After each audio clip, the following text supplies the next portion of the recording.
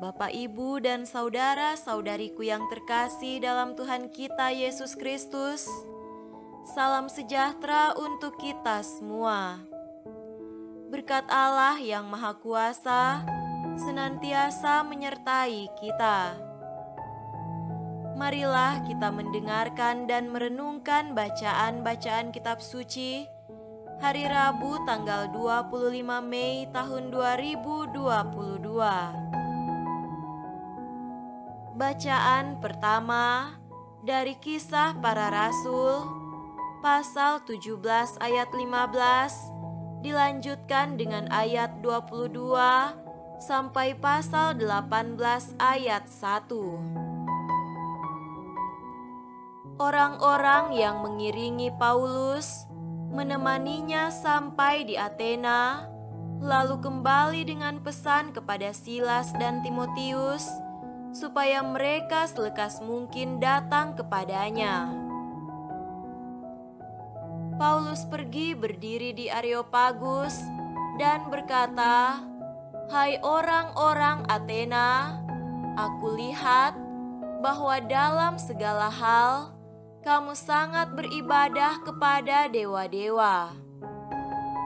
Sebab ketika aku berjalan-jalan di kotamu dan melihat-lihat barang-barang pujaanmu, aku menjumpai juga sebuah mezbah dengan tulisan, 'Kepada Allah yang tidak dikenal.'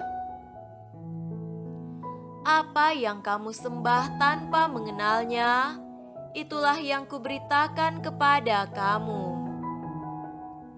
Allah yang telah menjadikan bumi dan segala isinya, Ia yang adalah Tuhan atas langit dan bumi, tidak diam dalam kuil-kuil buatan tangan manusia, dan juga tidak dilayani oleh tangan manusia, seolah-olah Ia kekurangan apa-apa, karena Dialah yang memberikan hidup dan nafas, dan segala sesuatu kepada semua orang.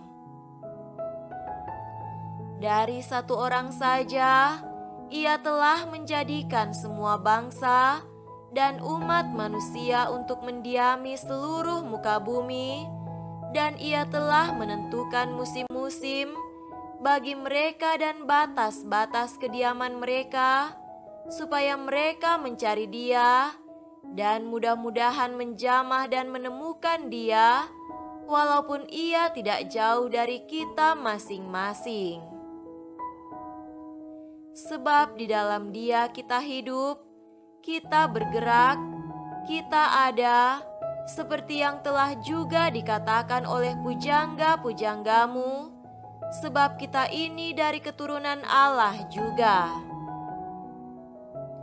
Karena kita berasal dari keturunan Allah, kita tidak boleh berpikir bahwa keadaan ilahi sama seperti emas atau perak atau batu, ciptaan kesenian dan keahlian manusia. Dengan tidak memandang lagi zaman kebodohan, maka sekarang Allah memberitakan kepada manusia bahwa di mana-mana semua mereka harus bertobat. Karena Ia telah menetapkan suatu hari, pada waktu mana Ia dengan adil akan menghakimi dunia oleh seorang yang telah ditentukannya, sesudah Ia memberikan kepada semua orang suatu bukti tentang hal itu dengan membangkitkan Dia dari antara orang mati. Ketika mereka mendengar tentang kebangkitan orang mati, maka ada yang mengejek dan yang lain berkata, "Lain kali saja kami mendengar engkau berbicara tentang hal itu." Lalu Paulus pergi meninggalkan mereka. Tetapi beberapa orang laki-laki menggabungkan diri dengan dia dan menjadi percaya, di antaranya juga Dionisius, anggota majelis Areopagus, dan seorang perempuan bernama Damaris, dan juga orang-orang lain bersama-sama dengan mereka. Kemudian Paulus meninggalkan Athena, lalu pergi ke Korintus. Demikianlah sabda Tuhan. Syukur kepada Allah.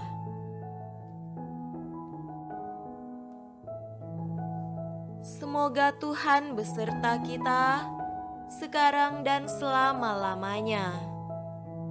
Inilah Injil suci menurut Yohanes.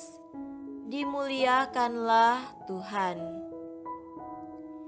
Injil Yohanes pasal 16 ayat 12 sampai 15. Masih banyak hal yang harus kukatakan kepadamu, tetapi sekarang kamu belum dapat menanggungnya. Tetapi apabila Ia datang, yaitu Roh kebenaran, Ia akan memimpin kamu ke dalam seluruh kebenaran.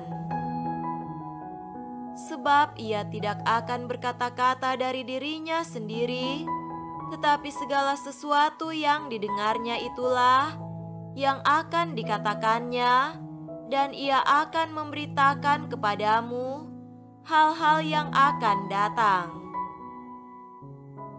Ia akan memuliakan Aku, sebab Ia akan memberitakan kepadamu apa yang diterimanya daripadaku. Segala sesuatu yang Bapa punya adalah Aku punya, sebab itu Aku berkata, Ia akan memberitakan kepadamu apa yang diterimanya daripadaku. Demikianlah sabda Tuhan. Terpujilah Kristus.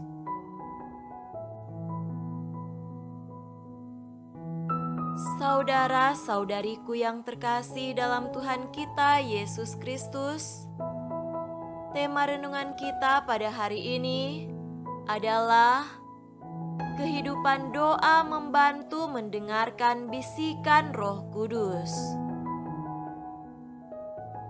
Sepasang suami istri sangat saleh hidupnya. Mereka selalu bertekun dalam doa. Setiap kali ada permasalahan di antara mereka, mereka berlomba-lomba untuk menjadi yang pertama, berekonsiliasi dengan pasangannya. Hal itu dijaga sepanjang usia perkawinan mereka. Dan sejauh ini, sudah lebih dari 50 tahun perkawinan mereka, hal itu selalu berhasil mereka lakukan. Siapa yang mendorong mereka untuk mengambil inisiatif berekonsiliasi?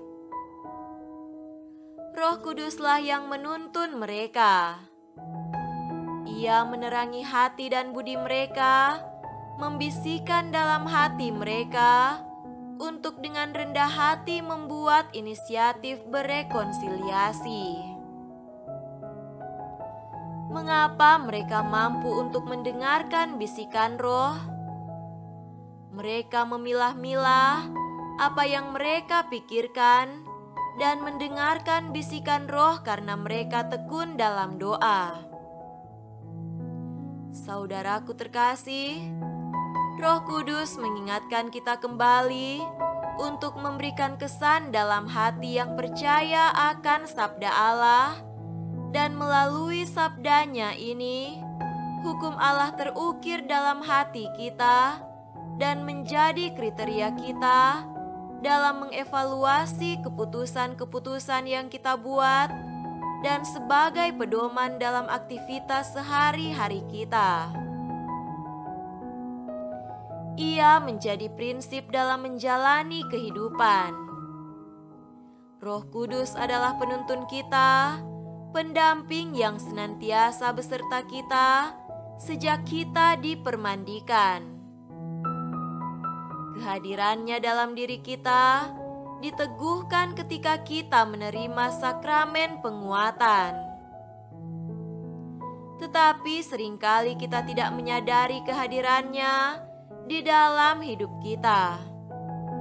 Sesungguhnya, Roh Kudus adalah pribadi dari Trinitas yang paling sering dilupakan. Kita seringkali tidak menyadari bahwa Ia selalu siap untuk menuntun kita. Mengapa? Karena kita tidak bertekun dalam doa. Hidup doa kita menjadi dasar bagi kita untuk memperhatikan kehadiran Roh Kudus di dalam diri kita. Apakah saya cukup tekun dalam doa? Apakah saya sadar akan kehadiran Roh Kudus dalam hidup saya? Apakah saya memberikan waktu untuk mendengarkan bimbingan Roh Kudus? Semoga demikian. Amin.